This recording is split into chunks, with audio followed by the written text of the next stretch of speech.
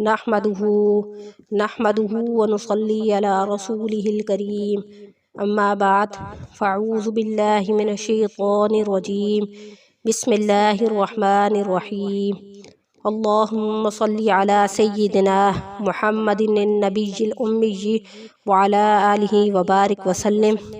शुरू अल्लाह के नाम से जो बड़ा मेहरबान और निहायत रहम करने वाला है। बेस्ट कुरानी वज़ाइफ़ की तरफ से हमारे तमाम बहन भाइयों को अस्सलामु अलैकुम वरहमतुल्लाहि वबरकातुहू। तो आज जो अमल मैं आपकी खिदमत में लेकर हाजिर हुई हूँ वो आप सल्लल्लाहु अलैहि वसल्लम की अहादीस मुबारका पर मुश्तमिल है। और ये अमल ऐसा है कि जुम्मे के दिन ये अमल जुम्मे के साथ ख़ास है, यानी जुम्मे के दिन के साथ ख़ास है कि जुम्मे के दिन एक ऐसी घड़ी होती है जिसमें दुआ ज़रूर जो है वो कबूल होती है। तो जो भी आप दुआ मांगेंगे, जिस हाजत के लिए, जिस मकसद के लिए भी आप दुआ मांगेंगे या जो भी आपकी ज़रूरत होगी आपकी पूरी नहीं हो रही होगी, तो जुम्मे के दिन एक ऐसी घड़ी होती है जिसमें आप दुआ करेंगे तो आपकी दुआ जो है वो ज़रूर जो है वो कबूल होगी। तो इसके बारे में बहुत सारी अहादीस हैं। अहादीस में रिवायात जो है वो फरमाई गई हैं।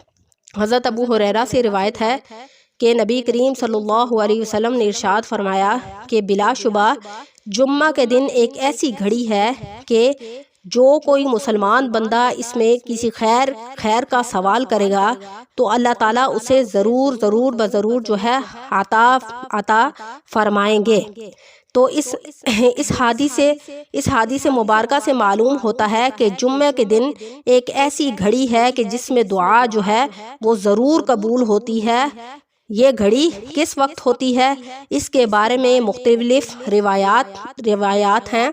एक हादीस मुबारका में इरशाद है कि जुम्मा के दिन जिस घड़ी में कबूलियत दुआ की उम्मीद की जाती है इसे असर के बाद से लेकर सूरज छुपने तक तलाश करो। यानी इमाम तिरमिज़ी ने इस रिवायात को बयान किया है।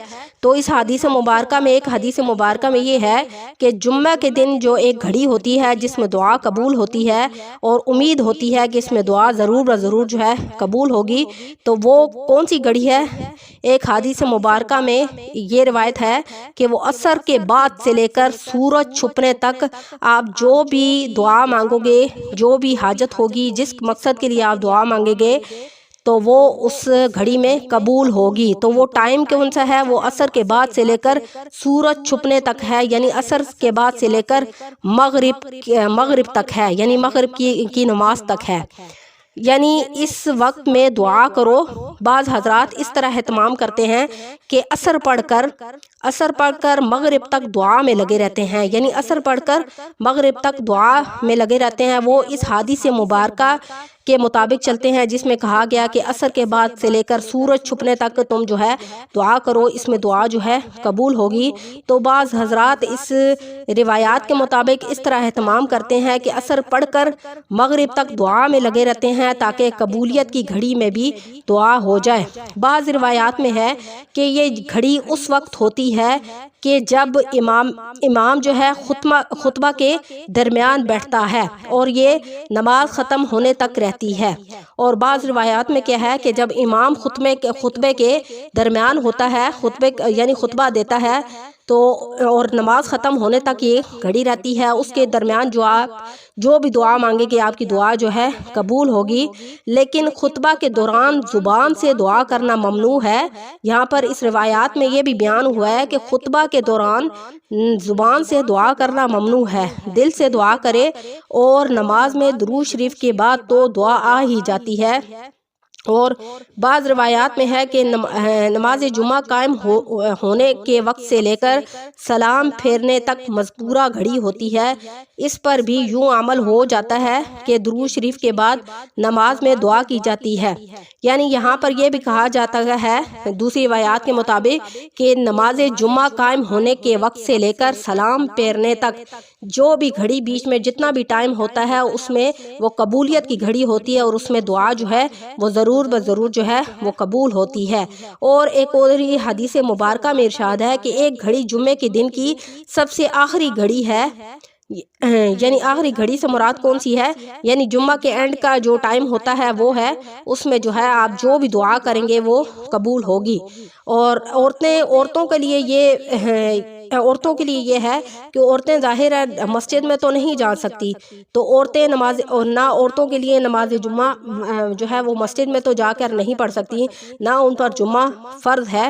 جو خطبہ اور نماز کے دوران والی روایات پر عمل کر سکیں لیکن گھر میں رہتے ہوئے، لیکن جو عورتیں ہیں وہ کس طرح اہتمام کریں گی؟ یعنی عصر سے مغرب تک تو وہ دعا کر سکتی ہیں، اور کچھ نہیں تو سورج چھپنے سے پہلے دعا میں لگ جائیں۔